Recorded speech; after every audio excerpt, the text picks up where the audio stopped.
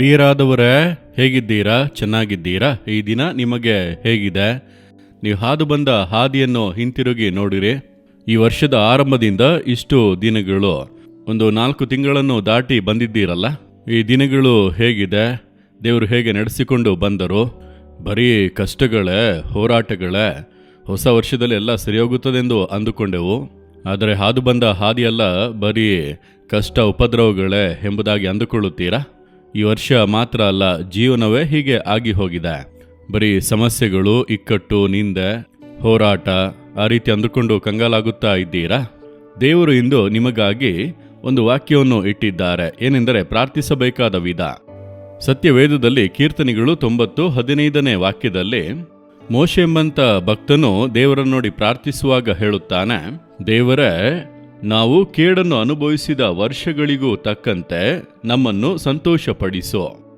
ನಾವು ಹಾದು ಬಂದ ಹಾದಿಯಲ್ಲಿ ಕಷ್ಟಗಳನ್ನು ಅನುಭವಿಸಿಯೇ ಬಂದೆವು. ಪ್ರತಿಯೊಂದು ಕಾರ್ಯಗಳನ್ನು ದಾಟಿ ಬರುವಾಗ ಕಷ್ಟಗಳು, ಸಮಸ್ಯೆಗಳು, ಇಕ್ಕಟ್ಟುಗಳೇ, ನಿಂದೆಗಳು, ಅವಮಾನಗಳೇ, ನಾವು ಎಷ್ಟು ಕೇಡುಗಳನ್ನು ಅನುಭವಿಸಿದೆವೋ ಅದಕ್ಕೆ ತಕ್ಕಂತೆ ನಮ್ಮನ್ನು ಸಂತೋಷಪಡಿಸಿರಿ. ಇದುವರೆಗೂ ಒಂದು ಸಂತೋಷವೇ ಇಲ್ಲ, ಹಾಗೆ ದುಃಖದಲ್ಲೇ ಹಾದು ಬಂದಿದ್ದೇವೆ, ಇನ್ನು ಮುಂದಾದರೂ ಜೀವಿತವನ್ನು ಸಂತೋಷಪಡಿಸಿರಿ. ಆ ರೀತಿ ಒಂದು ಸುಂದರವಾದ ಪ್ರಾರ್ಥನೆ ಮಾಡುತ್ತಾನೆ. ಇಸ್ರೇಲ್ ಜನರನ್ನು ಆತನು ತಾನೇ ಅರಣ್ಯದಲ್ಲಿ ನಡೆಸಿಕೊಂಡು ಬಂದನು. ಆಗ ನೀರಿಗೆ ಸಮಸ್ಯೆ, ಆಹಾರಕ್ಕೆ ಸಮಸ್ಯೆ, ಅನೇಕ ಸಮಸ್ಯೆಗಳು, ಹಾವು ಕಡಿದು ಸಮಸ್ಯೆ, ಈ ರೀತಿ ಅನೇಕ ಸಮಸ್ಯೆಗಳು, ಮರಣಗಳನ್ನೆಲ್ಲ ನೋಡಿ ನಾವು ಅನೇಕ ಕೇಡುಗಳನ್ನು ಅನುಭವಿಸಿದ್ದೇವೆ, ಇನ್ನು ಮೇಲಾದರೂ ಸಂತೋಷಪಡಿಸಿರಿ. ಅದೇ ರೀತಿಯಾಗಿ ದೇವರವರನ್ನು ಮುನ್ನಡೆಸಿ ಕಾನಾನ್ ದೇಶಕ್ಕೆ, ಹಾಲು ಜೇನು ಹರಿಯುವಂಥ ದೇಶಕ್ಕೆ ಅವರನ್ನು ಕರೆತಂದು ಸಂತೋಷ ಪಡಿಸಿದರು. ನಿಮ್ಮ ಜೀವಿತದಲ್ಲೂ ಮಾಡುವರು. ಇದುವರೆಗೂ ನೀವು ಹಾದು ಬಂದ ಹಾದಿ ಅಡವಿಯ ಮಾರ್ಗವಾಗಿರಬಹುದು, ಅಂಕುಡೊಂಕಾದ ಮಾರ್ಗ, ಆಪತ್ತಿನ ಮಾರ್ಗ, ಪ್ರತಿನಿತ್ಯವೂ ಹೋರಾಟ, ಇಕ್ಕಟ್ಟುಗಳು ಅಷ್ಟೇ. ಇದುವೇ ಜೀವನ ಅಂದುಕೊಳ್ಳುತ್ತೀರಾ? ಇಲ್ಲ. ಸಂತೋಷದ ದಿನಗಳು ನಿಮಗೆ ಬರುತ್ತಾ ಇದೆ. ನೀವು ಈ ಪ್ರಾರ್ಥನೆಯನ್ನು ಮಾಡಿರಿ. ಕೇಡುಗಳನ್ನು ಅನುಭವಿಸಿದ ವರ್ಷಗಳಿಗೆ ತಕ್ಕಂತೆ ನಮ್ಮನ್ನು ಸಂತೋಷಪಡಿಸಿ.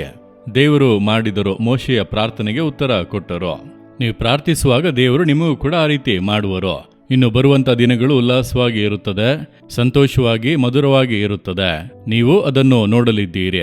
ನಿಮ್ಮ ಜೀವಿತದಲ್ಲಿ ನಷ್ಟ ಲಾಭವಾಗಿ ಬದಲಾಗುವುದು, ಸೋಲು ಜಯವಾಗಿ ಮಾರ್ಪಡುವುದು, ನಿಂದೆ ಅವಮಾನಗಳು ಘನತೆಯಾಗಿ ಮಾರ್ಪಡುವುದು, ವ್ಯಾಧಿಗಳು ಆರೋಗ್ಯವಾಗಿ ಬದಲಾಗುವುದು, ನೀವು ಕೇಡುಗಳನ್ನು ಅನುಭವಿಸಿದ ವರ್ಷಗಳಿಗೆ ತಕ್ಕಂತೆ ಸಂತೋಷ ಉಂಟಾಗುವುದು, ಕೊರತೆಗಳು, ಆರ್ಥಿಕ ಕಷ್ಟಗಳು, ಇನ್ನು ಸಮೃದ್ಧಿ, ಮೇಲುಗಳು, ಮತ್ತೊಬ್ಬರಿಗೆ ಆಶೀರ್ವಾದವಾಗಿ ನೀವು ಬದಲಾಗುವಿರಿ.